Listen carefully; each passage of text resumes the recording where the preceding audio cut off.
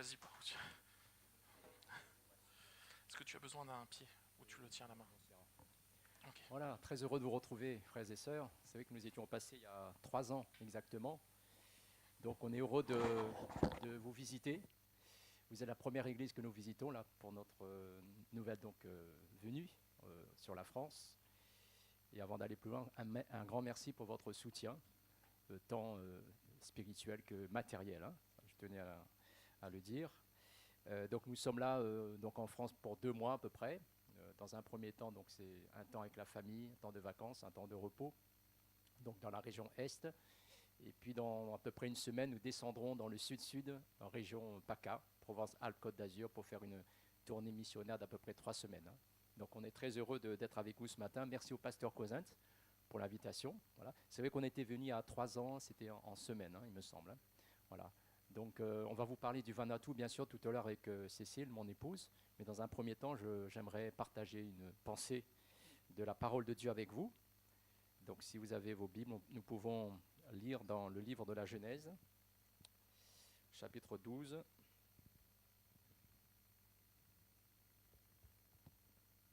à partir du verset 1. Voilà. Genèse, chapitre 12, verset 1. Nous lirons les 3 premiers versets. J'aimerais ce matin partager une pensée par rapport à la vie d'Abraham, et plus exactement par rapport à l'appel que Dieu lui a adressé. Et nous le voyons à travers ces 3 versets. L'Éternel dit à Abraham, donc avant qu'il s'appelle Abraham, il s'appelait Abraham, « Va-t'en de ton pays, de ta patrie, de la maison de ton père, dans le pays que je te montrerai. Je ferai de toi une grande nation, et je te bénirai. Je rendrai ton nom grand, et tu seras une source de bénédiction.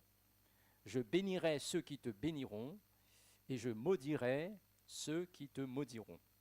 Et toutes les familles de la terre seront bénies en toi. » Donc nous pouvons lire ici, ou écouter ici, une déclaration que Dieu fait à Abraham. Une déclaration, on peut dire, assez extraordinaire, assez merveilleuse. Et cette déclaration, en fait, comporte 2 promesses, plutôt une double promesse, ou une promesse à 2 facettes. C'est un peu comme une pièce de monnaie, vous avez le recto et le verso. La première promesse que nous pouvons découvrir dans ce passage, c'est que Dieu veut le bénir. Hein, il dit, « Je ferai de toi une grande nation, je te bénirai, je rendrai ton nom grand. » Donc ça, c'est la première promesse que Dieu lui fait, une promesse de bénédiction pour lui. Et il y a la deuxième promesse, une promesse de bénédiction pour les autres à travers lui. Lorsque Dieu dit, « Tu seras une source de bénédiction. » N'est-ce pas? Où toutes les familles de la terre seront bénies en toi. Et voilà ce que j'appelle l'appel d'Abraham. L'appel d'Abraham, c'est quoi? C'est d'abord être béni, mais le deuxième aspect, c'est aussi afin de pouvoir bénir les autres. Avant de voir un peu plus en détail en quoi consiste cet appel, nous pouvons faire quelques remarques par rapport à ce que Dieu lui dit. Dieu n'a pas appelé Abraham parce qu'Abraham le méritait. Ce n'est pas parce qu'Abraham c'était le meilleur, hein, sur la terre. Non, Dieu l'a appelé parce que Dieu l'avait choisi. Dans sa souveraineté, Dieu l'a choisi. Donc Abraham a été appelé par pure grâce. Et je crois que lorsque Dieu appelle quelqu'un, c'est encore de même aujourd'hui. Lorsque Dieu appelle quelqu'un, lorsque Dieu nous appelle, c'est d'abord en vertu de sa grâce, n'est-ce pas? Et Dieu l'a appelé alors qu'il avait quel âge? Vous savez, Dieu l'a appelé alors qu'il n'avait pas 20 ans. À ce moment-là, il avait 75 ans. Voilà.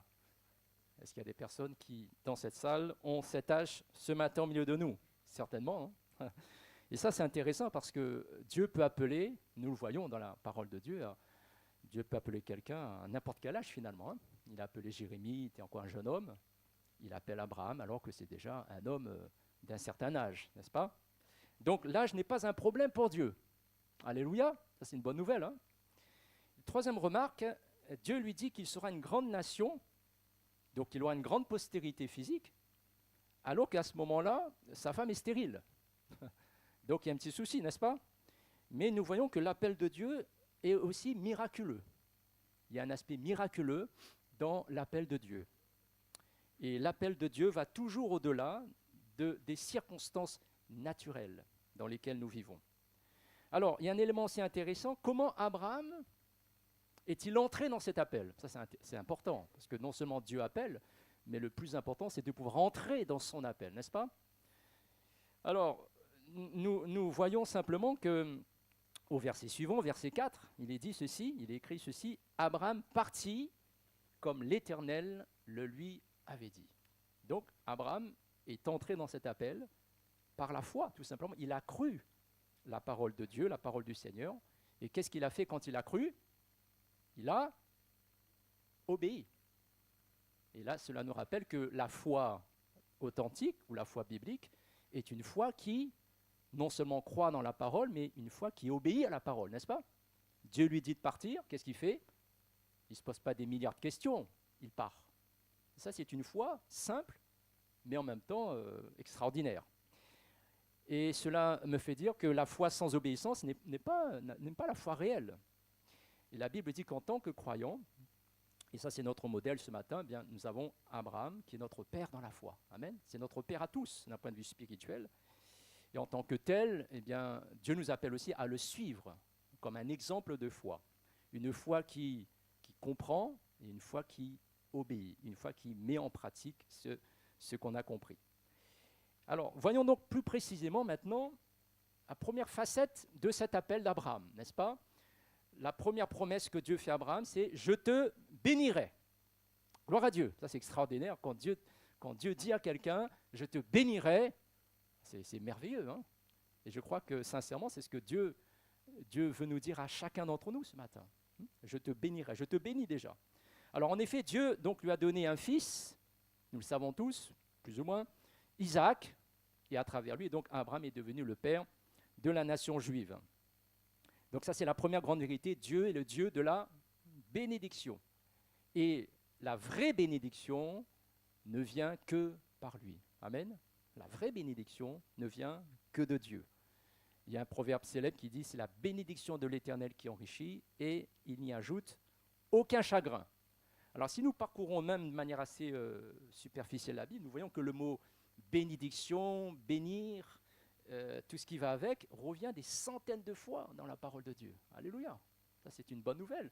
La Bible, c'est un livre de bénédiction, n'est-ce pas? Hein, si nous aspirons, je crois que nous désirons tous être bénis. Eh bien, le meilleur endroit pour trouver la bénédiction, c'est dans la parole de Dieu, c'est dans la Bible. Et nous sommes, ce matin aussi, nous devons le réaliser, nous le réalisons sans doute, que nous sommes dans un endroit béni. Alléluia. Non pas à travers les murs, mais à travers l'Église que nous représentons. Dieu se tient au milieu de son peuple ce matin. Et nous sommes bénis de Dieu ce matin. Le Saint-Esprit est là, n'est-ce pas? Et vous qui avez déjà reçu Jésus dans votre cœur, le Saint-Esprit, il est en vous. C'est l'esprit de la bénédiction. Voilà, nous sommes au bénéfice de la parole de Dieu. La parole de Dieu, elle est bénie, elle nous bénit. Nous sommes au bénéfice aussi du corps de Christ, de la communion spirituelle des enfants de Dieu. Il y a une bénédiction dans la communion fraternelle. Hein. On pourrait continuer la liste, mais nous sommes bénis, n'est-ce pas? Dieu est le Dieu de la bénédiction. Et j'aimerais simplement rappeler que la première bénédiction que Dieu désire nous accorder, c'est quoi? La plupart d'entre vous le savez, mais c'est le pardon de nos péchés. Jésus a effacé nos péchés à travers son sang, c'est la vie éternelle, c'est le salut. Ça, c'est la première chose que Dieu veut nous donner ce matin. Si peut-être quelqu'un n'a pas encore reçu cette bénédiction, mais Dieu veut te l'offrir ce matin. Jean 3,16, nous connaissons tous, Dieu a tant aimé le monde qu'il a donné son Fils unique, afin que quiconque croit en lui ne périsse pas, mais qu'il ait la vie éternelle. C'est un verset que nous répétons sans cesse là où nous sommes au Vanuatu, parce que beaucoup de gens qui se disent chrétiens, beaucoup de gens qui pratiquent une religion, qui connaissent même par cœur ce verset, mais ne l'ont pas saisi par la foi et n'ont pas l'assurance de leur salut. Alors cette parole, elle est encore actuelle. Et si nous l'avons déjà reçue, eh bien réjouissons-nous de ce salut merveilleux. Alors allons un peu plus loin, la Bible dit que la bénédiction de Dieu vient à travers quelqu'un de particulier. Et nous, chrétiens, nous le savons, hein, c'est Jésus-Christ. Mais il est bon de le rappeler ce matin que si nous voulons être bénis, Et je crois que nous tous, nous désirons être bénis. C'est rare de rencontrer quelqu'un qui dit moi, je veux le malheur dans ma vie. Moi, je veux être maudit. J'en ai encore jamais rencontré. La plupart des gens disent ou aspirent à la bénédiction, n'est-ce pas? Et nous devons comprendre que toute bénédiction de Dieu ne vient que par un seul canal. Un canal humain, c'est Jésus, bien sûr. Je cite dans Éphésiens, « Béni soit le Dieu et Père de notre Seigneur Jésus-Christ, qui nous a bénis de toute bénédiction spirituelle dans les lieux célestes. » Et c'est ça qui est important, en Christ, n'est-ce pas? Dans la communion avec Christ, dans l'union avec Jésus-Christ, Dieu nous bénit, Dieu me bénit, il est dit, de toute bénédiction. Alléluia. Je ne sais pas ce que tu recherches ce matin. Quelle que soit la bénédiction que tu recherches, il faut la trouver en Jésus. Amen. Et si nous avons Jésus, bien nous avons toutes les bénédictions possibles et imaginables. Alors, la parole de Dieu dit aussi, toutes les promesses de Dieu sont oui et amen en Jésus. Alors, as-tu Jésus dans ton cœur ce matin? Ça, c'est très important. Je ne vous connais pas. Je ne sais pas si vous fréquentez cette église depuis longtemps ou peu, mais le plus important, c'est d'avoir Jésus dans son cœur, Jésus dans sa vie, pas seulement dans sa tête. Hein. C'est de consacrer sa vie à Jésus. Parce que nous ne pouvons recevoir de lui que ce que nous lui donnons finalement. Hein, si nous voulons que notre vie soit bénie, eh bien, offrons-lui notre vie. Si je garde ma vie pour moi-même, ma vie ne sera jamais bénie. Crois-tu dans les paroles du Seigneur? Simplement deux paroles que j'aimerais rappeler ce matin rapidement. Jésus a dit dans Jean 6, 35, « Je suis le pain de vie. » Alléluia. Hein, nous avons bien mangé ces derniers temps. Nous continuons, je pense, à bien manger pendant les jours qui vont venir. Mais la meilleure nourriture, nous rappelle le Seigneur, c'est lui-même. Amen. La nourriture de ce monde, c'est vrai, nous satisfait, mais pour un peu de temps. Mais la nourriture qu'est Jésus nous satisfait pour l'éternité. Amen. Donc si tu recherches quelque chose qui va vraiment te remplir au plus profond de ton être, eh bien, c'est Jésus. Tu dois manger Jésus. Amen. Par la foi, bien sûr. Hein. Jésus dit, « Je suis le pain de vie, celui qui vient à moi n'aura jamais faim, et celui qui croit en moi n'aura jamais soif. » Jésus nous satisfait, Jésus nous désaltère. Et puis le deuxième verset, je pense que dans cette période de Noël, c'est approprié. Jésus dit, « Je suis la lumière du monde. Celui qui me suit ne marchera pas dans les ténèbres, mais il aura la lumière de la vie. » C'est Jésus qui est la réponse à nos interrogations, peut-être à nos doutes, à nos questions. C'est lui la lumière. Est-ce que tu es dans la lumière de Jésus ce matin? Ça, c'est important. Hein. On peut être chrétien de longue date, mais ne pas toujours marcher pleinement dans la lumière de Christ. Marcher dans la lumière de Christ ne veut pas dire être parfait, ça ne veut pas dire être sans péché, mais c'est de prendre conscience que dès qu'on s'éloigne du Seigneur, dès qu'on a désobéi à sa parole, on veut revenir dans sa lumière. On veut à nouveau dire, Seigneur, pardonne-moi, je me suis égaré. Viens ce matin, viens laver mon cœur, viens purifier mon âme. Hein. C'est ça, marcher dans la lumière, c'est marcher avec Jésus. Alors si tu as Jésus dans ta vie, je pense que vous l'avez compris, mais tu as tout ce dont tu as besoin. Tu ne manques de rien. Tu as le meilleur, non seulement pour le temps présent, mais surtout pour l'éternité. Donc nous pouvons nous réjouir en lui ce matin. Alors ça, c'est merveilleux. Dieu rappelle à Abraham, Dieu dit à Abraham qu'il va le bénir. Dieu le bénit. Mais il ne faut pas s'arrêter là. Hein. Donc ça, je vais aborder le deuxième aspect de la promesse. Dieu n'a pas seulement dit à Abraham, je te bénis, puis rentre chez toi. Non, il va plus loin que cela. Et je crois que c'est important d'y réfléchir. Parce qu'il me semble que parfois, dans notre vie, on peut s'arrêter uniquement à la première moitié de la promesse. Seigneur, bénis-moi. Et je pense qu'on doit tous prier de cette manière. Seigneur, oui, j'ai besoin de ta bénédiction. Moi, le premier. Sans la bénédiction de Christ, je ne serais pas là devant vous.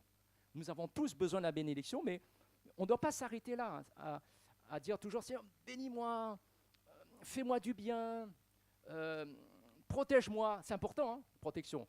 Au Vanuatu, l'une des premières prières qu'on nous demande de faire, c'est que Dieu nous protège. Parce que là-bas, ils ont peur des mauvais esprits. Ils ont peur de la sorcellerie. Non? C'est la première chose qu'on nous demande, la protection de Dieu. C'est important, c'est vrai. Alors, bénis-moi, protège-moi, console-moi, guéris-moi. Ce sont des bonnes choses. Ça fait partie du plan de Dieu. Mais il ne faut pas s'arrêter là. Hein. Parce que Dieu veut aller plus loin. Parce que toutes ces choses, vous l'avez remarqué, tournent autour de quoi? Autour de qui plus exactement? Ben, autour de toi et de moi. C'est le moi en fait, n'est-ce pas? Voilà.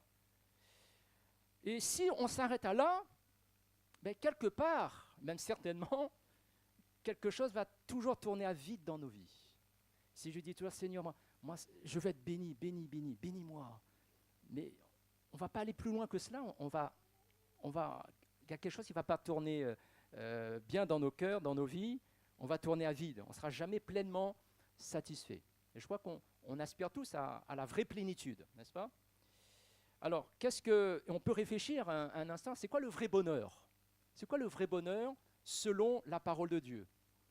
Parce que Dieu veut nous rendre heureux. Ça fait partie de son plan. Il veut que nous soyons dans le bonheur. Alors, le bonheur, c'est quoi? J'ai listé rapidement. Est-ce que le bonheur, c'est une bonne santé? Oui, une bonne santé fait partie du bonheur, mais il n'y a pas que ça. Est-ce que le bonheur, c'est lié au mariage, aux enfants, une belle carrière, un bon salaire, une belle maison, les vacances, les loisirs, toutes ces expériences? Toutes ces choses sont bonnes. Elles sont légitimes pour la plupart, mais elles ne sont pas la garantie du bonheur. Pourquoi? Parce qu'encore une fois, toutes ces choses tournent autour du moi. Hein? Et Dieu donc dit à Abraham, je te bénirai, mais aussi, à travers toi, toutes les familles de la terre seront bénies. Hein? Je crois que c'est important dans notre vie chrétienne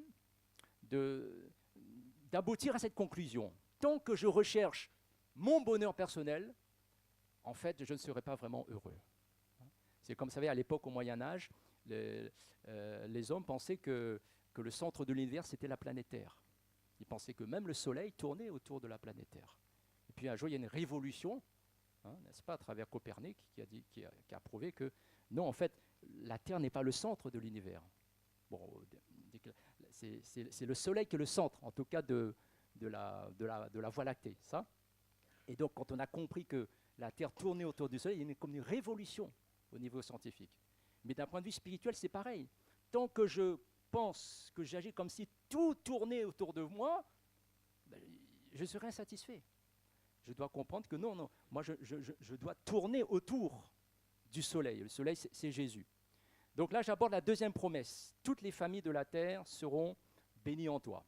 Et nous voyons que Dieu accomplit cette promesse dans la vie d'Abraham, puisqu'Abraham, c'est qui? C'est l'ancêtre non seulement de la nation juive, mais c'est aussi l'ancêtre du Messie. Et à travers le Messie, à travers Jésus, Abraham donc, a pu bénir toutes les nations. Et nous faisons partie des nations, n'est-ce pas? Nous faisons partie des nations. Et nous sommes bénis ce matin à travers aussi Abraham.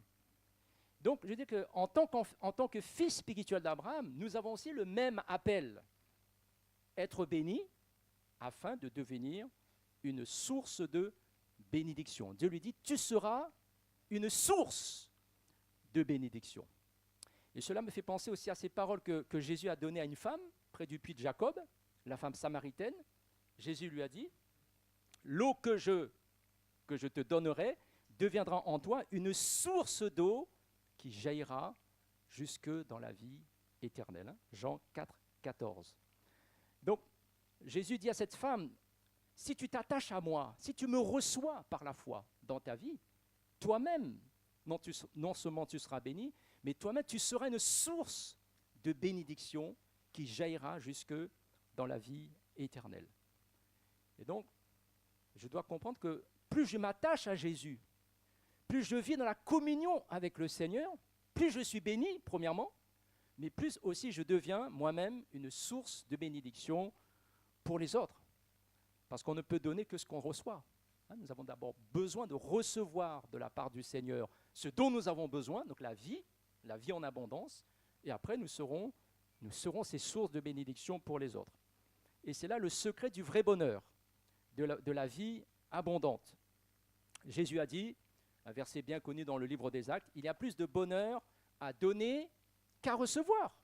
C'est une parole toute simple, mais si nous la mettons en pratique, eh bien nous serons des êtres extrêmement heureux, parce que c'est vrai, nous sommes heureux quand nous recevons des cadeaux, par exemple.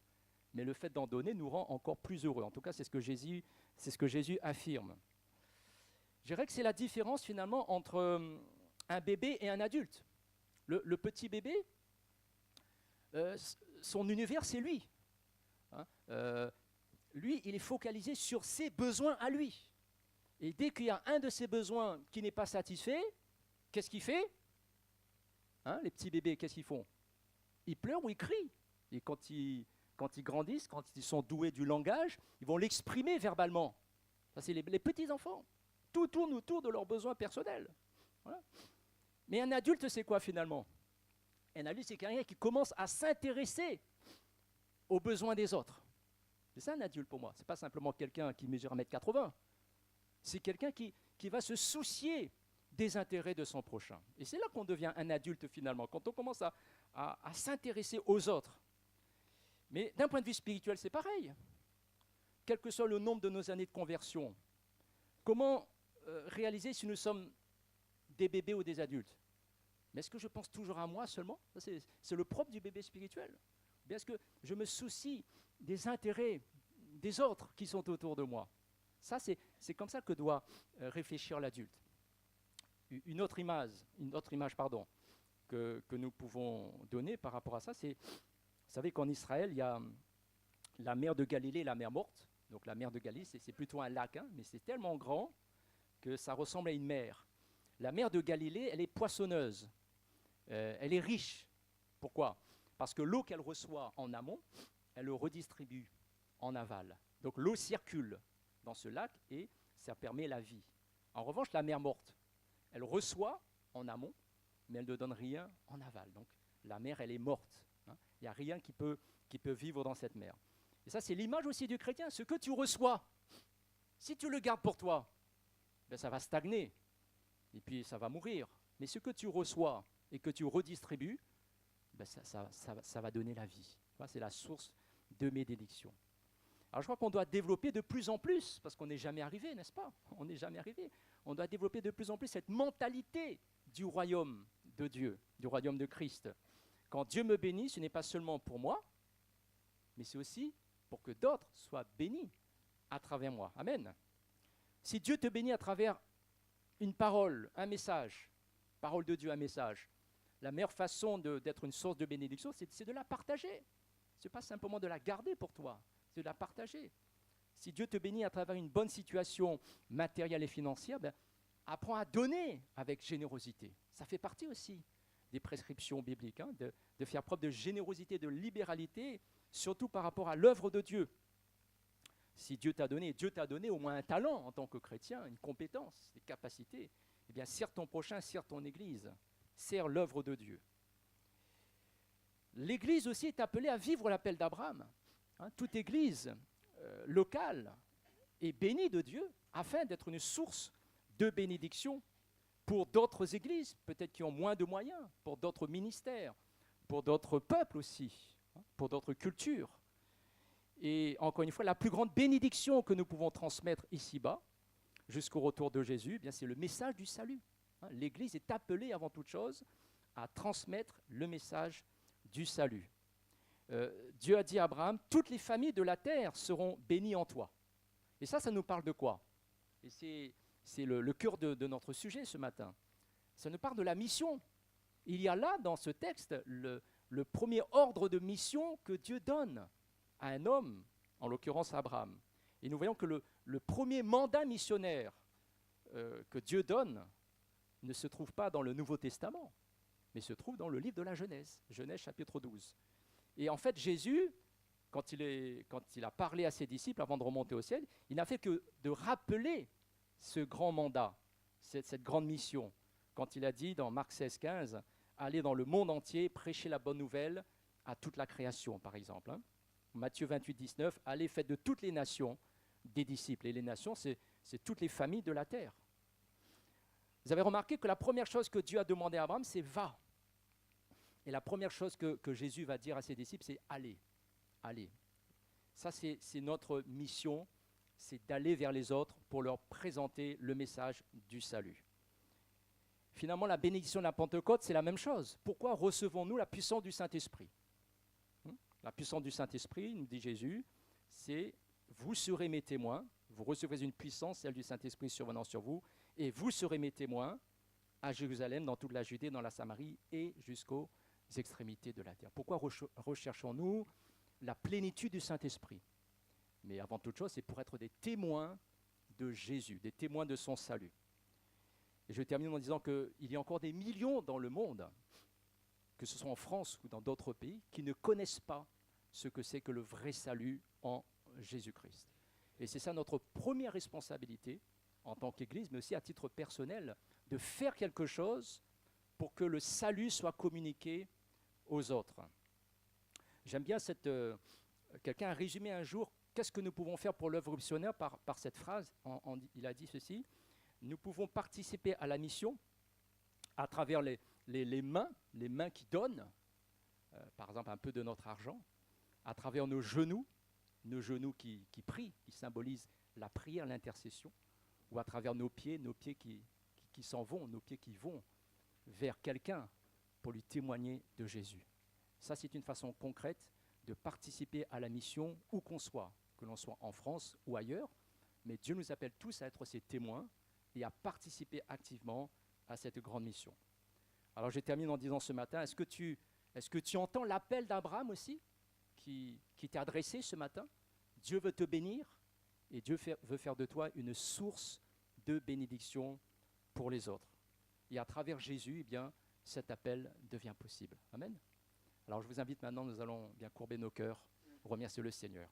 Nous voulons te dire merci notre Dieu, notre Père, pour Jésus-Christ, parce que c'est à travers lui que nous avons été bénis. Merci pour nous ce matin qui avons réalisé par la foi que à travers le Fils de Dieu, nous avons la vie éternelle, nous avons le pardon de nos péchés. Mais nous voulons, Seigneur, aller plus loin avec toi, ou que nous soyons dans notre marche avec toi, Seigneur. Nous voulons grandir dans cette capacité aussi à bénir les autres. Merci pour cette Église, Seigneur. Merci pour le peuple de Dieu qui est rassemblé dans ce lieu. Merci pour la bénédiction de l'Éternel qui repose sur cette assemblée. Et nous prions ensemble pour que cette bénédiction puisse encore se manifester à tous égards, Seigneur, pour une multitude d'hommes et de femmes, non seulement dans ce pays, mais c'est vrai aussi jusqu'aux extrémités de la terre, dans le nom de Jésus-Christ. Amen. Amen. Voilà, maintenant j'avais invité Cécile à venir me rejoindre. Et nous allons maintenant vous donner quelques nouvelles concrètes du Vanuatu. Voilà, merci à Benjamin qui va... voilà. Est-ce que c'est possible d'éteindre les lumières? Comme ça, vous verrez mieux. Je te laisse introduire un peu le sujet. Ça fait maintenant 6 ans que nous sommes au Vanuatu. Donc, nous devons y repartir fin février. Voilà. Donc, tu peux introduire le sujet. Le Vanuatu. Effectivement, ça fait 6 ans qu'on y est, mais dans notre cœur, c'est depuis 2011 déjà qu'on avait à cœur ce pays-là, parce qu'on est parti le visiter en 2011 pour la première fois. Et la mission en elle-même, ça fait plus que 20 ans. Donc il y a eu un délai entre l'appel et le départ. Dieu a ses raisons aussi. Hein.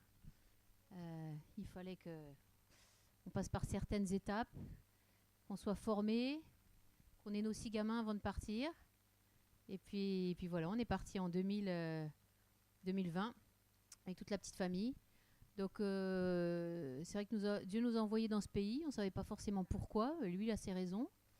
C'est vrai que c'est loin, c'est à l'autre bout du monde. Donc on va voir la suite. Alors il y a ce verset qui m'a parlé assez personnellement. C'était en 2003, je crois. C'était un soir, Thierry était malade et j'étais partie à l'église. Donc c'était à Paris 13e. Et il y a un missionnaire qui était de passage et ce soir-là, il a dit je vais pas prêcher comme je devrais le faire, je vais juste apporter une parole que j'ai reçue du Seigneur. Et il a lu ce verset-là. Donc il a dit vous recevrez une puissance, le Saint-Esprit, vous serez mes témoins à Jérusalem, Samarie, Judée, jusqu'aux extrémités de la terre. Et il a dit à Jérusalem, c'est Paris en ce moment. Alors il parlait en anglais, hein, il dit you want, donc vous voulez partir, ou tu veux, j'en sais rien, mais vous voulez partir de Paris, vous voulez quitter, mais Dieu vous dit, vous devez rester à Jérusalem, vous devez rester à Paris, il y aura la Judée, la Samarie, il y aura les extrémités de la terre, mais pour l'instant c'est Jérusalem, votre Jérusalem c'est Paris. Et là on était vraiment en pleine période où on voulait quitter la région parisienne, parce que c'était pas du tout notre tasse de thé, comme on dit. Et bon, quand j'ai entendu ce verset-là, j'ai dit, bon, bah Seigneur, ok, s'il faut rester, je vais rester. Et on est resté 17 ans de plus sur cette région où on a tourné petite couronne, grande couronne, et puis jusqu'à ce qu'il nous parachute jusqu'aux extrémités de la terre. Donc vous voyez, le Vanuatu, pour nous, c'était vraiment le bout du monde. Et voilà, donc ça, c'est en 2020 qu'il nous a envoyés là-bas. Suivant. Voilà, Vanuatu est à 17 000 km, hein, vol d'oiseau de la France. Mais il n'y a pas d'avion qui relie direct. Il faut faire plusieurs escales. En moyenne, 4 avions pour aller jusqu'à là où nous habitons, parfois même 5. Donc quelques petits rappels géographiques hein, pour ceux qui ont oublié. Donc le Vanuatu, ce n'est pas qu'une seule île, c'est un ensemble d'îles, un archipel de 80 îles, dont 65 qui sont habitées, réparties en 6 provinces du nord au sud. La population est d'à peu près de 320 000 habitants. Donc c'est pas énorme, mais c'est assez disparate hein, sur les différentes îles. 3 langues officielles, la langue nationale qui est le Bishlama, l'anglais et le français. Et puis vous avez plus de 100 dialectes sur cet archipel. Il y a des langues qui sont très différentes les unes des autres. Suivant.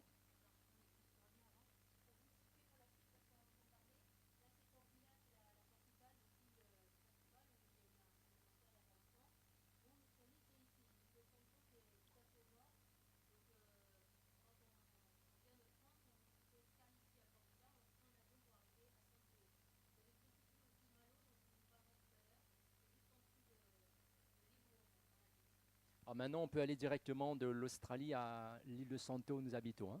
Donc il y a un vol direct maintenant, un vol international, ce qui nous évite de passer par la capitale.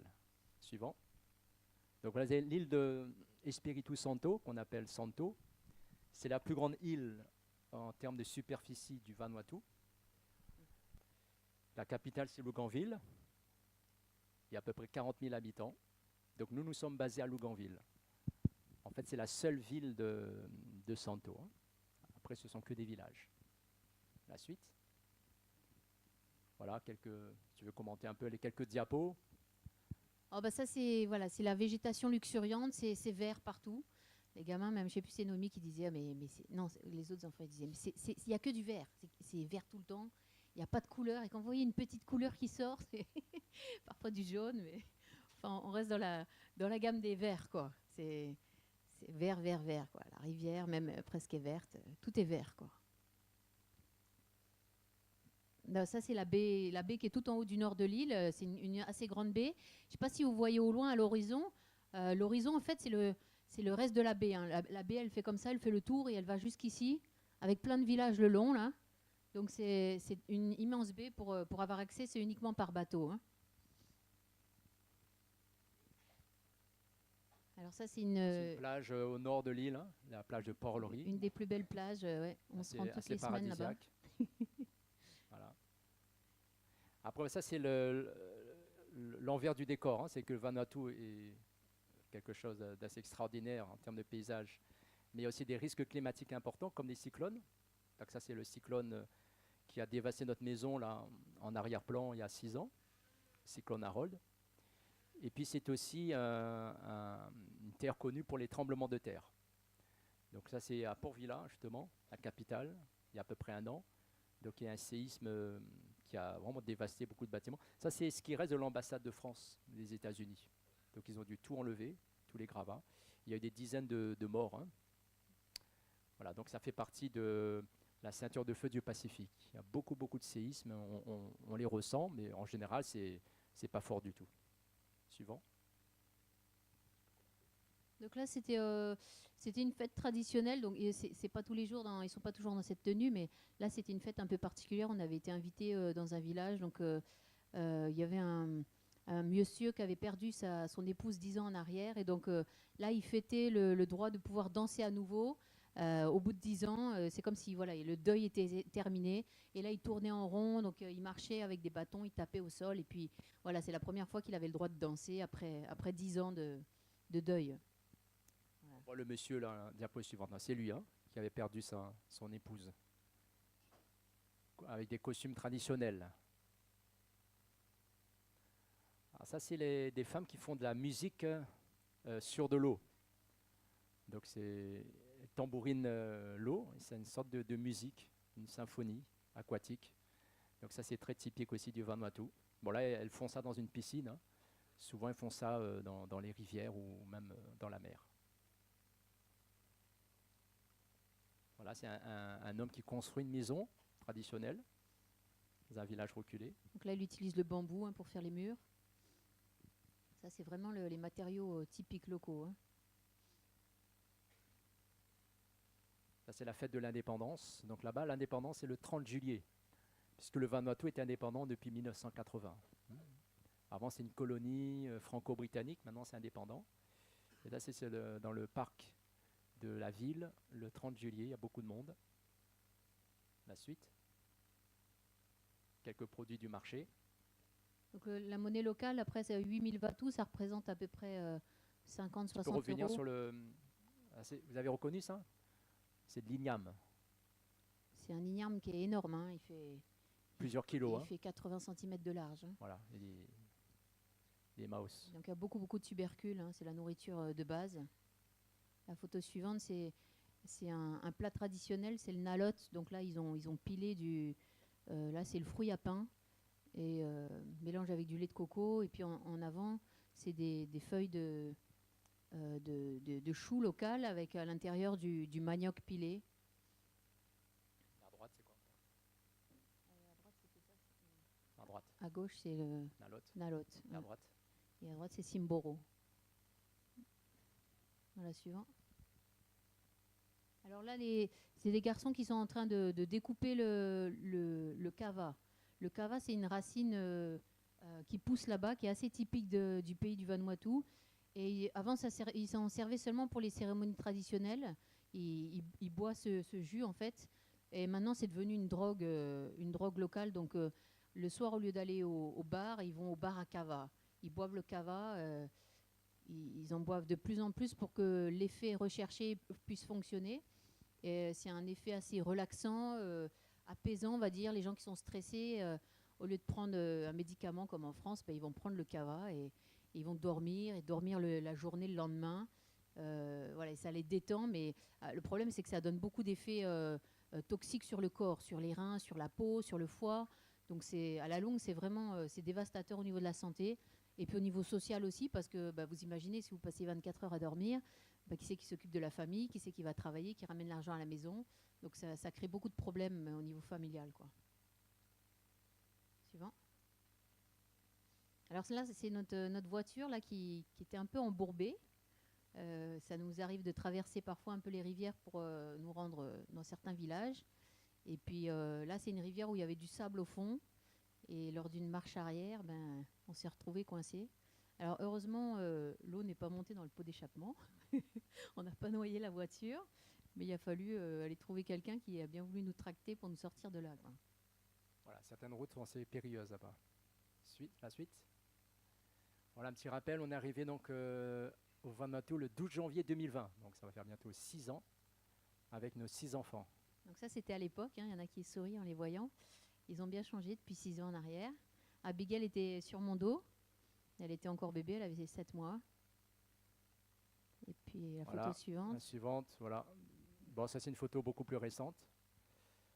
Vous reconnaissez peut-être les 6. Voilà, ça c'était il y a 1 an à l'île de la Réunion. Nos 6 sont là ce matin, si vous voulez les voir en direct. Ils ont bien grandi depuis.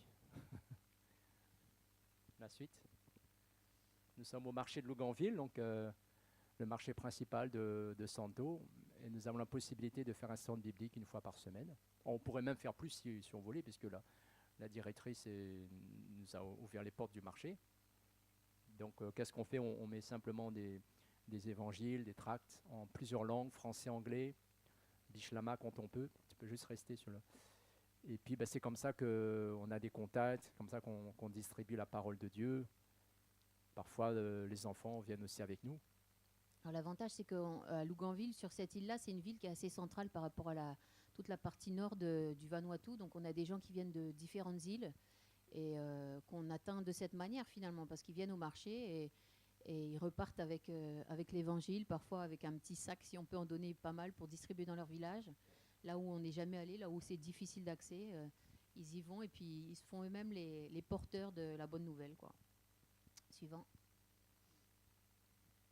Donc là, c'est différents visages, des personnes de différentes îles.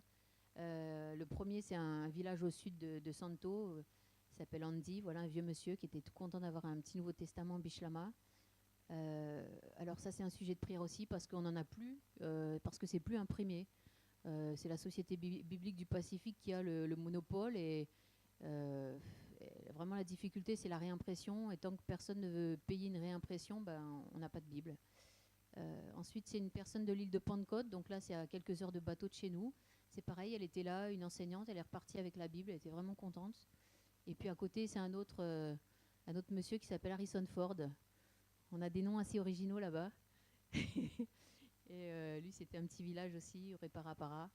Donc voilà, on a des visages différents, des langues différentes. On ne l'a pas cité au début, mais le Vanuatu, c'est un pays où la langue qui réunit un peu tout le monde, c'est le Bishlama. Et puis ensuite, en fonction des enfants, si les parents ils envoient l'enfant dans une école anglaise ou une école française, ils vont parler l'une ou l'autre langue. Et puis à la maison, ils parlent encore une autre langue parce qu'il y a la maman qui a sa langue maternelle, il y a le papa qui a sa langue maternelle. Donc la plupart des gamins vanuatais, arrivés à 10 ans, ils parlent environ 4 langues, quoi. Nous, on s'est mis au Bishlama pour essayer de toucher un peu tout le monde, mais il y a plus de 100 dialectes sur le Vanuatu. Vraiment des langues, la plupart des langues n'ont pas la traduction biblique dans leur langue, hein. Ça, c'est vraiment un gros travail de traduction. Suivant. Là, c'est notre dernière salle que nous louons pour le dimanche, donc pour les cultes du dimanche. On a bougé pas mal depuis notre arrivée. Donc ça, c'est une salle. Vous savez combien on loue la salle le dimanche? On loue 8 euros. Ça vaut la peine, hein. Voilà, 8 euros. Là, c'est notre petit groupe, hein, le noyau à Luganville. La suite. Donc ça, c'est l'école du dimanche. Donc voilà, de temps en temps, on réunit les enfants quand ils sont présents, parce que ils ne sont pas très réguliers, que ce soit les parents ou les enfants d'ailleurs. Donc maintenant, j'annonce à l'avance quand il va y avoir l'école dimanche pour être sûr qu'il y a des enfants qui seront là. Et puis voilà, ils sont contents de participer, des activités manuelles. Il ne faut pas grand-chose pour le coloriage, tout ça, comme la plupart n'ont pas de feutre à la maison, pas de papier. Enfin, ils sont contents de pouvoir aussi terminer, repartir avec quelque chose à la maison. Suivant. On fait aussi des réunions à la maison.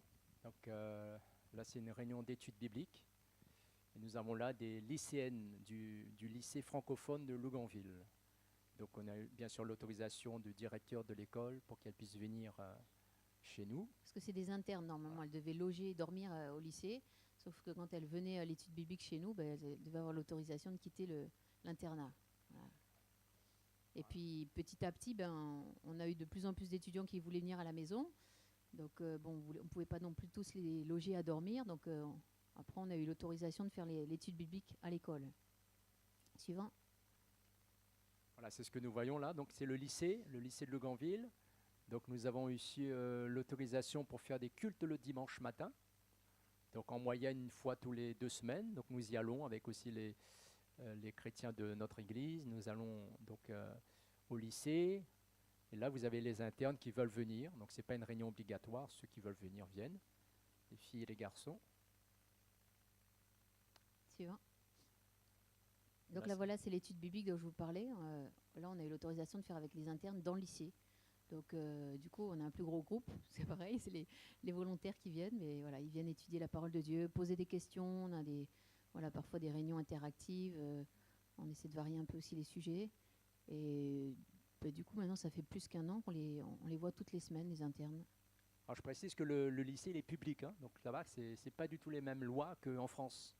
Dans des lycées publics, on peut annoncer l'évangile. Bien sûr, il faut l'autorisation des autorités, mais C'est quand même quelque chose d'assez extraordinaire, hein. Donc on peut y aller là toutes les semaines, faire des études avec les internes. La suite. Donc on fait aussi des cours une fois par semaine. Là, c'est par contre dans les classes, donc c'est des cours obligatoires. Donc on a eu l'autorisation de faire un cours sur les addictions. Donc la première partie, on parle de tout ce qui est aspect scientifique, les effets sur la santé, alors que ce soit alcool, tabac, cava. Et puis on parle aussi des addictions à la pornographie. Et puis la deuxième partie du cours, on parle de comment s'en sortir, comment être délivré. Et on leur annonce vraiment le message de l'évangile, comment Dieu peut les délivrer. Voilà. Et c'est des cours après, ils ont la possibilité de venir nous voir, de prier avec eux s'ils ont besoin, de partager leurs problèmes. Donc voilà, on est passé plus de 20 classes, je crois, pour faire ces cours. Suivant. Une photo avec les internes. Voilà, donc ça c'était en fin d'année. On se retrouve avec eux. La suite. Il y a la prison aussi qu'on visite régulièrement, là depuis aussi à peu près 2 ans, je crois. Uh-huh. Voilà, au départ, c'était pour distribuer des Nouveaux Testaments, donc à chaque prisonnier, à chaque membre du personnel. Après, là aussi, on a demandé l'autorisation, est-ce qu'on peut venir aussi annoncer l'évangile dans la prison. Le directeur a accepté. Donc on y va à peu près tous les 2 semaines aussi. Là aussi, c'est des réunions libres, hein, personne n'est forcé à venir. En général, on tourne autour d'une vingtaine, 20 jusqu'à 30 prisonniers. Il y a de beaux témoignages, hein, de personnes qui ont été touchées par la parole de Dieu. Il y en a même un qui nous a dit qu'il a appris à lire dans la prison, à travers la Bible qu'il a reçue, il a appris à lire dans la parole de Dieu. La suite, Paul-Ry. Alors là, c'est un village dans lequel on va depuis maintenant 5 ans. On va toutes les semaines, donc tous les mercredis. Alors, on dit que c'est un village catholique, en fait, parce que le terrain, il appartient à la mission catholique. Ils ont obtenu ce terrain depuis déjà plus de 100 ans. Et sur ce terrain, ils ont construit le dispensaire, ils ont construit l'église que vous voyez, ils ont construit l'école primaire, l'école secondaire. Et les villageois qui sont venus s'installer sur ce terrain, ils sont tous dépendants finalement de tout ce qui existe sur le terrain, de toutes les infrastructures, et de l'école, de la religion, de la santé. Voilà, donc quand on est allé dans ce village, on a dû demander au prêtre l'autorisation pour venir aider dans le dispensaire en tant que médecin et sage-femme. Et il nous a dit, OK, vous pouvez aider, mais vous ne parlez pas de votre religion. Parce qu'il savait qu'il était pasteur.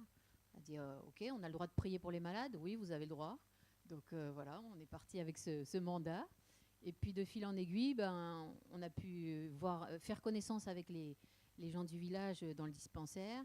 Et puis ensuite aller à domicile pour voir aussi les malades, voir ceux qui avaient besoin de nous. Et partager la bonne nouvelle de Jésus. On n'a pas parlé de notre religion, mais on a parlé de qui était Jésus, qui pouvait les guérir, qui pouvait les sauver, qui pouvait changer leur vie. Donc toutes les semaines, voilà, quasiment toutes les semaines, on se rend dans ce village et on a noué des contacts avec beaucoup de personnes. Et, on ne peut pas dire que ce soit facile, mais les gens sont très ouverts, écoutent, sont intéressés par la parole de Dieu pour recevoir la Bible, parce que beaucoup n'avaient pas la Bible. Donc on a beaucoup distribué aussi la Bible dans ce village. Et puis, on va voir la suite dans les photos suivantes. Voilà. C'est une image de dispensaire, hein. Nous y allons aussi pour donner un petit coup de main. Donc Cécile, elle voit les femmes enceintes. Moi, je donne quelques consultations gratuites. Là, c'est les membres du personnel que nous voyons régulièrement. Sage-femme, aide-soignant. Voilà. C'est vraiment c'est pas un hôpital, hein, c'est un petit dispensaire de brousse. Les moyens sont très limités. Mais c'est vraiment un point de contact avec la population, le fait d'y aller régulièrement. Donc ils nous connaissent maintenant, médecins, sages-femmes, et parfois on y va, ou voilà, est-ce qu'il y a un malade à visiter dans le village, est-ce qu'il y a quelqu'un qui aurait besoin de consulter quelqu'un. On peut aussi apporter parfois des médicaments aux personnes qui peuvent plus se déplacer. La suite. Ça c'est un club biblique. Donc ça c'est dans le même village, hein, on avait proposé à une maman, et puis elle était vraiment contente de dire, écoutez, il y a mon terrain, si vous voulez venir faire un petit club pour les enfants, avec joie, quoi. Donc on est venu, on a pris le 4x4, on a fait le tour du village, on a rempli la benne, et puis on a rassemblé tous les gamins qui voulaient venir, et les gamins qui couraient derrière le 4x4 aussi, pour ceux qui n'avaient pas de place dans la benne. Et puis on a fait un petit club, on a parlé de la parole de Dieu, on a fait des petites activités, on a fini avec un goûter, Ils sont repartis aussi avec, ils ont appris le verset par cœur, ont chanté. Vraiment beaucoup d'opportunités. On pourrait presque faire ça toutes les semaines, mais bon, nous on a aussi un programme, c'est difficile, mais là-bas c'est vraiment pas les opportunités qui manquent, quoi. Et maintenant voilà, on est plutôt bien acceptés. On va pas se crier sur tous les toits ce qu'on fait, mais les enfants et les villageois nous accueillent les bras ouverts, quoi. Suivant. Ça, c'est dans le réfectoire donc, du collège de Port-Henri. Donc, là, c'est un collège privé catholique. Donc, par le biais de la dame là, qu'on voit au centre, donc, qui s'appelle Marietta. Donc, elle, c'est une prof, la prof de religion de ce collège. Donc, on peut accéder à l'internat là, c'est des filles. Donc là, on leur témoigne aussi de l'évangile, hein, à ces jeunes filles, qui découvrent pour la plupart ce qu'est l'évangile, parce qu'ils ont le catéchisme, hein, ils sont endoctrinés depuis leur plus jeune âge, mais ils ne savent pas ce que c'est que la grâce. Donc ça, il faut vraiment expliquer c'est quoi la grâce du salut. La suite. Ça, c'est dans le village, le même village. J'avais eu un contact avec cette maman lors des consultations de femmes enceintes, et je l'ai vue plusieurs fois pour plusieurs grossesses. Il y a des bugs, je crois que c'est la pile peut-être. Et puis, vraiment, quand elle a reçu l'évangile, elle a été touchée, mais comme jamais. En fait, elle a eu ce livre, elle a dit « Ah, mais ça, c'est ce qu'il me fallait, j'attendais ça depuis si longtemps. C'est sûrement ça qui va changer ma vie, quoi. » Et effectivement, dans les jours qu'on suivit, elle a dit sa vie a complètement changé. Elle a laissé tomber ses mauvaises fréquentations, elle a mis sa vie en règle. Et puis, elle a commencé à être heureuse, quoi. Alors qu'avant, elle vivait n'importe comment. Et à partir de là, sa vie a changé. Et même la famille témoignait de son changement. Et elle nous a dit, quand on revient là au Vanuatu, elle veut se faire baptiser. Donc voilà, c'est la première femme dans ce village qui a pris la décision de se faire baptiser. Et c'est un encouragement après 5 ans. Suivant. Alors là, on change d'endroit. Donc là, c'est le village de Fanafo qui est plus au centre de l'île. Et ce que vous voyez là, c'est en fait un lieu de culte qu'on a fait construire sur le terrain d'un dénommé Isaac. Donc Isaac, c'était notre point de contact qui nous a invités à venir sur son terrain, à partager la bonne nouvelle avec toute sa famille, avec tout son clan. Et donc au fil du temps, après quelques années, est-ce que vous pouvez construire même une petite chapelle sur mon terrain? Donc voilà, avec l'argent qu'on reçoit des églises, des particuliers. Donc concrètement, voilà, ça peut donner un lieu de culte fait en matériaux locaux, hein, bien sûr. Hein. Vous savez qu'un lieu de culte comme ça, vous voyez l'intérieur, ça revient combien? À peu près 1000 euros. Ouais. 1000 euros. Voilà, vous pouvez avoir un lieu de culte dans un village. Ça, c'est l'intérieur, vous voyez, hein, c'est très rudimentaire. Hein. Les petits bancs en bois, tout ça. Et là, on fait un culte commun avec le noyau de Luganville, notre noyau de Luganville, et la famille donc, de ce village de Fanafo. Après, vous vous direz peut-être, où est-ce qu'ils vont les 1000 euros là-dedans? Parce que bon, c'est des matériaux locaux. Ils vont, par exemple, pour le toit, il faut tresser des pans ça s'appelle Natangora, là, c'est les feuilles de palmier. Donc, pour faire tresser ça, il faut payer les mamans qui vont le faire. Il faut de l'essence pour couper le bois. Acheter les clous aussi. Pour la tronçonneuse, il faut acheter les clous. Les matériaux sont très chers parce que c'est importé. Et le bois, alors eux, ils sont allés chercher le bois eux-mêmes dans le bush, comme on dit. Ils ont traversé 2 rivières, ils ont porté tous les troncs d'arbres, tous les poteaux, ils les ont portés à dos d'homme pour construire cette chapelle. Donc ça a été vraiment un gros travail pour la famille. Et c'est pour ça que le coût aussi n'est pas si cher que ça, en fait. Voilà. Après, c'est pas toujours comme ça. Hein. Il y a un autre projet de construction sur notre île. Là, c'est beaucoup plus cher parce qu'on va acheter des tôles, on va acheter du ciment, on va acheter des clous, enfin tout ce qui va avec. Hein. Donc là, ça monte plusieurs milliers d'euros. La suite. Juste une question, est-ce que c'est filmé ou pas? On voudrait juste que ce soit pas mis sur Facebook parce qu'il y a des informations un peu parfois gênantes pour les villageois. Donc voilà. Oui, c'est usage interne, quoi. Hein, usage interne, ouais. C'est bon. Ça, c'est les enfants. Donc lors du culte, il y a beaucoup d'enfants là-bas, population très très jeune. Donc on est très content. Tous ces enfants qui viennent. Alors là, ils sont attirés, vous voyez là. Ouais, ils me tiraient les cheveux en fait. Ils sont attirés par les cheveux de Cécile. J'ai pas les mêmes cheveux qu'eux, alors c'est une nouveauté pour eux là-bas. Ils étaient tous à me tripoter les cheveux. Alors, Abigail, elle aime pas trop qu'on lui tripote les cheveux, mais moi, ça me gênait pas et ils découvraient. Voilà. font Alors la là, queue. ils sont très, Disciplinés. disciplinés, ouais, parce que c'est l'heure du repas, mais alors ils laissent passer les invités d'abord, les enfants, et puis ils sont à la queue leu-leu, chacun leur tour. Vraiment, Avec la petite assiette. c'est très, très étonnant, l'esprit communautaire. Ouais. Suivant. Alors là, c'était dans le même village, le monsieur qui est en charge des réunions, là, dans la petite chapelle, là, quand on est revenu de l'an dernier, nos vacances, là, il a dit, bon, j'ai envie que vous fassiez une croisade, ils appellent ça une croisade là-bas, une croisade dans mon village pour qu'on puisse partager la parole de Dieu dans le village. Donc il a demandé l'autorisation à l'école catholique pour qu'on utilise le terrain de foot, là c'est le terrain de foot.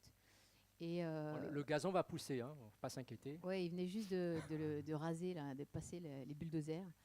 Et donc, on a fait trois réunions là-bas, 3 soirées. Donc là, c'est en tout début de soirée, quand il y a encore le soleil qui est là. Il y a quelques chrétiens, quelques gens du village qui sont là. Et puis quand la nuit tombe, qu'il fait vraiment nuit, c'est là que les gens ils sortent pour ne pas être aperçus en fait. Voilà. Ils viennent pour écouter la parole de Dieu, mais ils veulent pas qu'on les voit parce qu'ils viennent d'autres églises, parce que voilà, il faut rester discret. Donc on n'a pas eu de photo avec tous les gens qui étaient sur le terrain, mais voilà, ils sont venus. Suivant. Voilà le petit groupe de louanges, hein, pour C'était cette occasion. le podium là. Donc on a quelques chrétiens de notre église. Oui, c'est ça. On a chanté. Donc c'est toujours. Là, on a fait en français et en bichlama pour que voilà que ça puisse toucher un peu tout le monde. Suivant. Tu parles d'Isaac et d'Angelo. Ouais. Donc le responsable de la cellule là, du petit groupe à Fanafo, donc c'est le monsieur qui est à gauche qui s'appelle Isaac là, qui est petit là. On avait rencontré sur un marché au tout début et puis c'est lui qui nous a invités chez lui en fait et c'est comme ça qu'on a démarré après les réunions chez lui. Et ce frère, donc il s'est fait baptiser il y a quelques années maintenant, il est décédé il y a 2 mois. Et donc quand on a appris ça, voilà, c'était le choc parce qu'il a 45 ans. Il laisse une femme et 3 enfants derrière lui. Et puis la question c'était qui va s'occuper de l'église maintenant puisqu'il est décédé. Et la semaine qui a suivi, il y avait le culte juste après les funérailles et il y avait un chrétien d'un autre village qui était venu de la famille qui a apporté un message dans la chapelle. Et ce jour-là, il y a son frère, donc vous voyez juste assis à côté, à droite, là, Angelo. Il n'était jamais venu à l'église. Et ce jour-là, il est venu dans l'église et il a compris qu'il était un carrefour de sa vie, quoi. Et que jusqu'à maintenant, il avait tout fait pour empêcher les membres de l'église, les membres de la famille de venir dans l'église. Et il a dit maintenant, à partir de maintenant, c'est terminé. J'arrête mes bêtises, j'arrête de faire n'importe quoi. Il faisait vraiment tout et n'importe quoi. Il a dit maintenant, je veux suivre le même chemin que mon frère. Je donnais vraiment ma vie à Dieu. Donc nous, on l'a rencontré peut-être une semaine après. Et puis il a dit, dites-moi ce que c'est l'évangile, dites-moi c'est quoi le chemin avec Dieu, parce que c'est ça que je veux maintenant. Donc Thierry, il a expliqué l'évangile, comment on est de nouveau, comment on donne sa vie au Seigneur. Et il nous disait le matin même qu'il lisait l'histoire de Saul de Tarse et il dit, quand j'ai lu cette histoire, je pleurais parce que ça, c'est ma vie. Et il a vraiment été percuté. Il a dit, je veux servir Dieu. Maintenant, c'est moi qui vais m'occuper de la chapelle, si vous êtes d'accord. Et puis à votre tour, vous me baptiserez. Donc les choses ne se font pas forcément comme ça se passe en France. Mais voilà, nous, en notre absence, voilà, il est là aussi il a partagé son témoignage et on a vraiment été touchés parce que le Seigneur, il a pourvu, mais tellement rapidement. Et c'est avec un homme avec qui même ça va presque être plus facile pour nous parce qu'il parle mieux français encore. Donc pour le former aussi à la prédication et il est moins timide. Donc voilà, le Seigneur, il pourvoit et voilà, on a vraiment été encouragés. Suivant. Là, donc, on va au nord de l'île de Santo, donc à Big Bay. C'est une immense baie. On se dirige vers un petit village qui s'appelle Pesena. Donc, on prend le bateau, le speedboat, bateau à moteur. 2h30 de traversée à l'aller, en plein soleil. Donc, ça tape. Suivant. Donc là, on arrive, hein, on accoste avec le petit bateau. Là, si vous voyez, il y a 2 visiteurs de France là, qui sont avec nous. Donc on arrive dans ce petit village, c'est aussi un village catholique. Suivant. On y va pourquoi ? Pour visiter simplement une école primaire francophone, donc pour leur donner aussi la parole de Dieu. Donc, ils nous font un accueil avec un chant en français et des colliers de fleurs. La suite. Donc on passe dans chaque classe, c'est vraiment des toutes petites classes, hein, pour témoigner, hein, de ce que Dieu a fait dans nos vies, et puis ensuite pour leur donner un évangile en bande dessinée. Donc ça, c'est une maison typique locale. On avait pris la photo parce que il y avait des sculptures sur la porte et c'est vraiment très joli. C'est la première fois qu'on voyait ça. Donc c'est un village très reculé et puis voilà, il y avait un artiste dans le village qui faisait des très jolies sculptures, toutes les portes du village. Suivant. Alors ça, c'est une maison aux couleurs du Vanuatu, voilà, fraîchement peint. C'est presque la couleur du drapeau, hein, c'est pour ça. Oui, c'est ça. Intéressant. Voilà, donc on passe beaucoup de temps à visiter les écoles, hein, puisque les portes sont grandes ouvertes. Jusqu'à ce jour, aucun directeur d'école nous a refusé l'entrée pour donner la parole de Dieu. Donc parfois, on emmène les enfants. Là, il y a Abigail aussi qui fait partie de la tournée. Donc là, on donne un Nouveau Testament à chaque élève.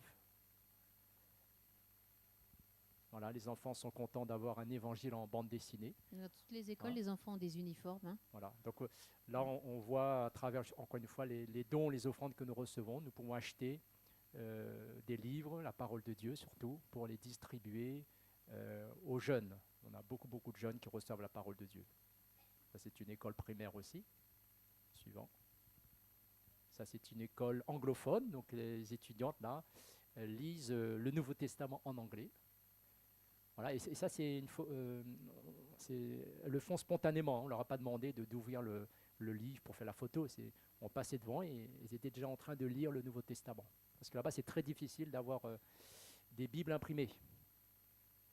Il n'y a pas de librairie, il n'y a pas de bibliothèque, hein, sur l'île. Donc dans les écoles, bon ça c'est une bibliothèque de l'école, ils ont très peu de livres, ou alors c'est juste les livres un peu scolaires, mais là ils étaient contents parce qu'on a ramené des cartons de livres qu'on a reçus de France. Donc il y a des chrétiens de vos églises, de toutes les églises de France qui se sont mobilisés pour envoyer des livres, que ce soit chrétiens ou non chrétiens, pour remplir les bibliothèques des écoles. On a reçu plus de 2000 livres pour les bibliothèques scolaires, hein, donc on a redispatché dans plusieurs écoles. Donc là, ça fait partie d'une bibliothèque à qui on a donné des livres qui sont venus de France, en français. Hein, c'est des livres en français. Suivant. Juste pour dire aussi que parmi ce que nous faisons, parfois nous aidons aussi au niveau matériel à réparer certains établissements. Donc ça c'est un préau d'une école qui avait été détruit suite au cyclone. Donc ça, c'est la photo où le toit est parti, et puis après, donc, le toit a été refait. Là aussi, à travers l'argent des chrétiens de France et d'ailleurs qui soutiennent l'œuvre de Dieu au Vanuatu. Donc nous pouvons aussi reconstruire certains établissements publics. Suivant. On parle du baptême. Alors là, c'est la petite île de Malo, je vous avais parlé au début, qui est au sud de notre île. Donc c'est à peu près 1 heure de bateau quand il fait beau. Et donc, alors ce monsieur, j'avais rencontré son épouse au marché de Luganville, et puis je lui avais parlé du message du salut, et elle avait vraiment été touchée. Elle avait dit, il faut que vous veniez chez moi à Malo. Donc quelques mois plus tard, on avait pu se rendre chez eux. Et donc son mari, il était catéchiste catholique. Et c'est lui qui a servi de traducteur à Thierry. Et petit à petit, alors son épouse, elle a très vite donné son cœur à Dieu et elle s'est fait baptiser. Et puis lui, comme il était engagé dans les ordres quelque part, il a pris du temps. Il disait, il faut que je voie le prêtre, qu'il me donne l'autorisation, que je l'informe, que voilà. Et ça traînait. Et puis au bout d'un an, plus d'un an, il a compris qu'il fallait qu'il se décide, quoi, parce que il n'arrivait jamais à voir le prêtre. Et puis un jour, quand on est parti le voir pour faire une réunion avec là c'était le directeur de la mission à l'époque, il a dit, c'est aujourd'hui que je vais me faire baptiser, ça y est. Et donc Thierry, sur le coup, il dit non, mais c'est bon, on va faire la prochaine fois. Il dit non, ça y est, c'est aujourd'hui maintenant. Et donc on l'a baptisé, on n'a pas eu de problème de baptistère, on a la mer juste à côté. Donc là, il s'est engagé. Et puis c'est lui qui est devenu le leader du petit groupe maintenant pour amener les gens à connaître le Seigneur. Et en ce moment, ils terminent la construction de la chapelle sur l'île. Ça a pris beaucoup de temps parce qu'ils ont eu des problèmes de santé tous les deux. Ils sont plus tout jeunes, hein, ils ont plus de 65 ans. Parce qu'il y avait des problèmes avec le propriétaire du terrain qui voulait les expulser. Donc ça fait plus d'1 an qu'on est sur ce projet de construction. Et là, ça arrive à la fin de la construction. On n'a pas pu ramener la photo, mais quand on va revenir, normalement, ce sera terminé.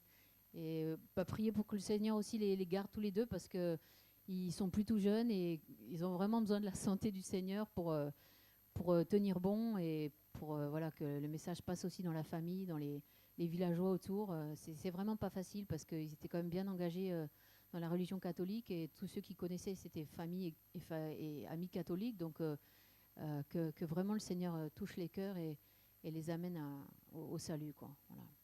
Suivant. Ça, c'est notre dernier service de baptême, à peu près 2 semaines avant qu'on vienne en France. Donc, nous avons là 2 lycéennes, donc du lycée où nous intervenons souvent. Et puis, vous avez un bon Français, là, qui se fait baptiser. Il s'appelle Rufino. Il a près de 70 ans. Donc, lui, c'est le premier voisin qu'on a rencontré quand on est arrivé il y a 6 ans. Il habitait en face de chez nous. Donc, petit à petit, il est venu fréquenter l'église. Et là, récemment, il a voulu s'engager avec le Seigneur. Et ça fait plus de 40 ans qu'il est sur l'île. Hein. Ouais. Donc, vraiment, il connaît toute l'île, quoi. Les langues, la coutume, la culture. Voilà, la suite. Parlez du... Alors ça, voilà, c'est une photo du terrain dont on n'a pas hérité, mais on nous a dit, on vous le laisse à disposition autant que vous voulez, à titre gracieux. Donc voilà, on avait demandé au Seigneur où est-ce qu'on pourrait construire une école. Et on a eu ce terrain, vraiment une opportunité. Donc la barrière à droite, c'est le début du terrain et qui part vers la gauche sur 50 000 mètres carrés. Donc c'est le bush, il y a un tas d'arbres à raser, voilà, parce que le projet, c'est de construire une école chrétienne française, et puis une église, les logements, voilà, tout ce qui peut y avoir peut-être sur une station missionnaire, donc peut-être un dispensaire, on verra, mais en tout cas, il y a de la place pour tout ce qu'on veut, un terrain de foot. Donc on disait à Dieu, il faut vraiment que tu nous aides parce que nous, on n'est pas du tout dans le domaine de la construction. Et puis, on est parti en Calédonie juste avant de venir ici. Et le dernier jour en Calédonie, un couple qui est venu nous voir et qui a dit, écoutez, nous, voilà, on est compétents dans ce domaine-là, directeur de projet. Donc, si vous voulez, quand vous revenez au Vanuatu, on vient au Vanuatu et puis on démarre le projet. Donc, le Seigneur, déjà, il semble avoir pourvu à ce niveau-là. Donc, pour démarrer, ne serait-ce que pour faire les plans, dire où est-ce qu'on pose les choses, quels arbres on va raser, et quel bâtiment, voilà. Et puis, le projet va démarrer. Donc, ça, c'est l'aspect matériel auquel Dieu a déjà pourvu. Suivant. Puis en termes de ressources humaines, Dieu aussi a pourvu à travers un couple réunionnais donc qui est venu nous voir il y a 1 an. Ils ont ressenti l'appel de Dieu par rapport à l'œuvre de Dieu au Vanuatu. Donc ils devaient donc venir s'installer l'année prochaine avec leurs 4 enfants. Donc ce sont des profs donc pour démarrer cette école chrétienne francophone. Donc le but c'est non seulement de donner un enseignement français de qualité, parce que là-bas le niveau de français est très très bas, et surtout pour communiquer bien la parole de Dieu aux plus petits. Donc on commencerait avec les maternelles, et puis au fur et à mesure, si Dieu le permet, donc l'école s'agrandirait. Donc ce sont eux les 2 premiers à s'occuper de cette école. Bien sûr, après, si l'école grandit, il faudra d'autres enseignants pour se joindre à l'équipe. Et puis l'idée aussi, c'est de former des enseignants locaux pour qu'ils puissent aussi prendre la relève, quoi. Voilà, mais il faut commencer avec des gens qui viennent de l'extérieur. Donc la première année, on commence avec les maternelles de 4 à 6 ans, et puis chaque année, on rajoute un CP, un CE1, enfin au fur et à mesure, des moyens et des inscriptions. Mais le problème des inscriptions, là-bas, c'est pas un problème, parce que vraiment, les gens cherchent des écoles où il y a un bon niveau, parce que c'est pas le cas. Et il y a déjà une école anglaise qui s'est installée, australienne. Ils ont commencé il y a moins de 5 ans, il y a plus de 250 élèves maintenant. Donc on sait que dès qu'on va inscrire, il va même falloir bloquer les inscriptions parce qu'il n'y aura pas assez de personnel, quoi. Donc le problème n'est pas les inscriptions, ça va être plutôt le Seigneur faudra qu'il pourvoie aux ressources humaines. Donc j'avais justement communiqué récemment à Christian un sujet de prière. Je sais que vous priez pour le Vanuatu. C'est que par rapport au terrain, le bail que nous avons donc rédigé n'est toujours pas signé. Hein. Ça prend un peu de temps, ça fait plusieurs mois. Donc prier pour que, voilà, si c'est le plan de Dieu, hein, que ce bail soit signé en bonne et due forme et qu'on puisse vraiment commencer le travail de défrichage, de construction l'année qui vient. Suivant. Voilà, on termine avec juste quelques versets. L'herbe sèche, la fleur tombe, mais la parole du Seigneur demeure éternellement. Ça, c'est notre conviction. En tant que missionnaires, nous ne faisons que passer quelques années dans un pays, mais nous prions, nous voulons que la parole de Dieu demeure dans les cœurs de ces populations vanuataises. Et puis la dernière voilà, slide, des versets que nous connaissons bien. La moisson est grande, mais il y a peu d'ouvriers. Et Dieu dit, qui enverrai-je et qui marchera pour nous? Je répondis, me voici, envoie-moi. Ça, c'est la meilleure réponse qu'on puisse donner au Seigneur par rapport à l'œuvre missionnaire. Voilà, merci pour votre attention. Que Dieu vous bénisse.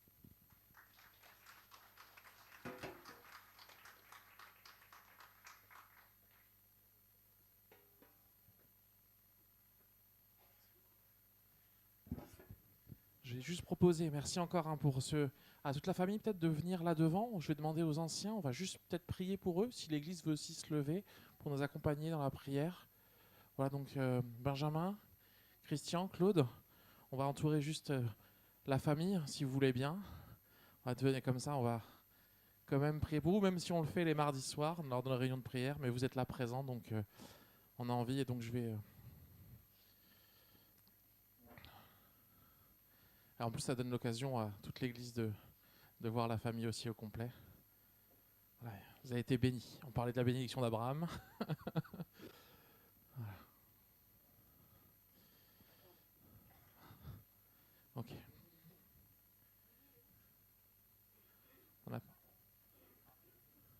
On a perdu une. Oui. Ah oui, oui. C'est l'aîné. L'aîné est timide. En plus, c'est une Alsacienne, l'aîné. Strasbourgeoise.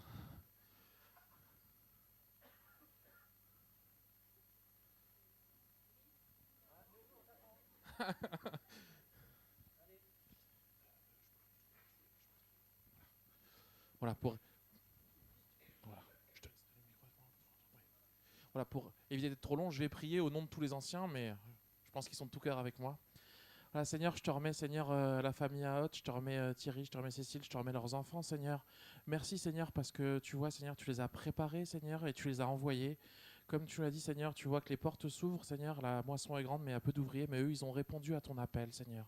Je te prie, Seigneur, comme on l'a dit, Seigneur, de les garder, de les protéger, Seigneur, de renouveler leur force, Seigneur, de les inspirer, Seigneur, tu vois, ce projet aussi d'école, de tout ça, tu vois, ils ont besoin de personnes qui ont les compétences, Seigneur, et tu les as équipés déjà avec tellement de dons, Seigneur, mais je te prie d'envoyer aussi d'autres personnes, Seigneur, de rencontres, Seigneur, qui vont pouvoir, Seigneur, aussi les aider, Seigneur, dans ce qu'eux, ils peuvent pas faire, Seigneur. Tu vois que on est le corps du Christ, Seigneur. Chaque membre a ses dons, ses appels, Seigneur, et on a besoin des uns des autres, Seigneur, pour pouvoir te servir pleinement, Seigneur. Alors je te le remets, Seigneur, que tu puisses vraiment les conduire, Seigneur, que ton Saint-Esprit les remplisse, Seigneur, les garde, Seigneur, que tu puisses les conduire dans ta vision, Seigneur. Je te remets aussi, Seigneur, tu vois toute cette tournée qu'ils vont faire aussi en France, Seigneur. Je te prie de les aider dans chaque église qui vont être, Seigneur, qui soit aussi une source de bénédiction, Seigneur, mais qui soit aussi, Seigneur, soutenu par les chrétiens, Seigneur.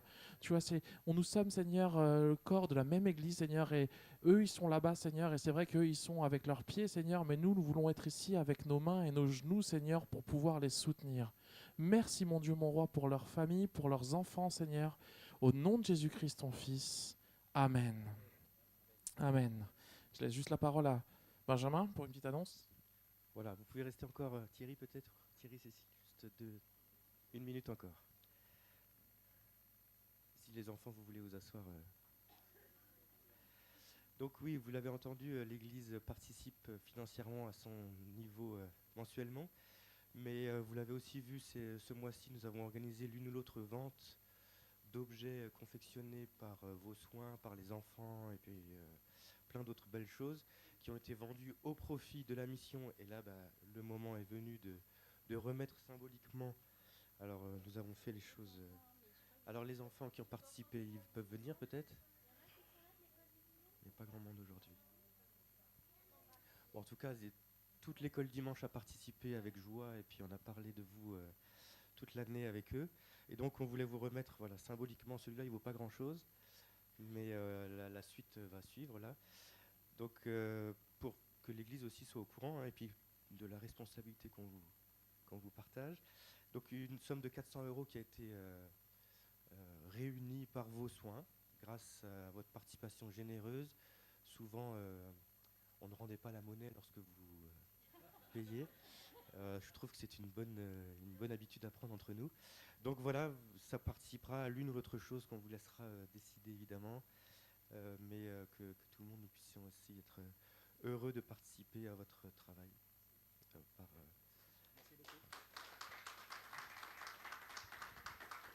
Merci à tous pour avoir participé aussi aux écoles du dimanche. Je sais que c'est pas toujours évident de mobiliser, que ce soit les enfants ou les parents, mais c'est vrai que c'est des semences que vous semez. Vous ne voyez pas forcément toujours la semence pousser, mais c'est des semences qui, j'espère, voilà, seront pour la vie éternelle, des choses qu'on sèmera au ciel, qu'on récoltera au ciel, que vous récolterez au ciel. Donc merci à tous pour votre engagement. On vous encourage à voilà, persévérer dans ce sens, et le Seigneur n'oublie pas ce que vous faites. Voilà, merci à vous. Donc, merci d'être pour nous une source de bénédiction vraiment concrète pour nous-mêmes et pour le Vanuatu. Que Dieu vous bénisse. Merci.